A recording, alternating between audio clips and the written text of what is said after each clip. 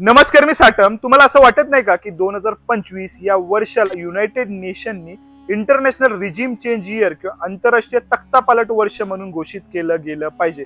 कारण आता मी काही पॉइंट सांगणार आहे, त्यानंतर तुमची नक्कीच खात्री पटेल असं मला वाटतं. तुम्हाला त्याबद्दल काय वाटतं ते कमेंट सेक्शन मध्ये कळवा. बघा, राजकीय जरी घडामोड बघितलात ना तरी तुमच्या लक्षात येईल की यंदाच्या जानेवारीमध्ये माननीय श्री डोनाल्ड तात्या ट्रम्प यांनी अमेरिकेच्या राष्ट्राध्यक्ष पदाची शपथ घेतली. आता नियमात बसत नसलं तरी सुद्धा त्यांना तिसऱ्यांदा अमेरिकेचा राष्ट्राध्यक्ष व्हायचंय अशी त्यांनी इच्छा प्रकट केलेली आहे आणि त्यासाठी ते करणार आहेत प्रयत्न. अशा प्रकारच्या गोष्टी त्यांनी सांगितलेल्या आहेत.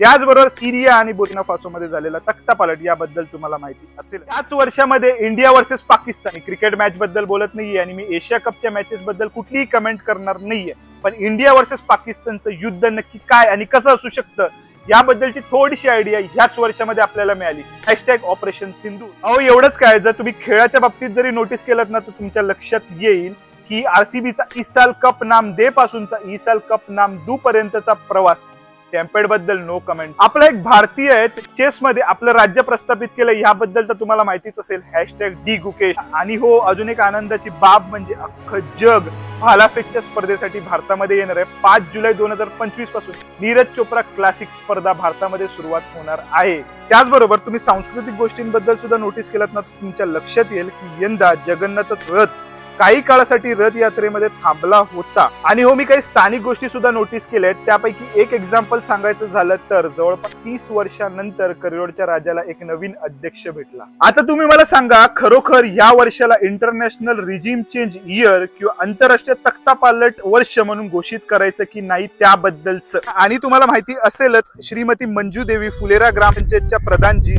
पंचायत वेब सिरीज त्यांचा 73 मतांनी श्रीमती क्रांती देवी यांनी पराभव केलेला आहे. म्हणजे आता फुलेरा ग्रामपंचायत मध्ये सुद्धा तख्तापालट झालेला आहे.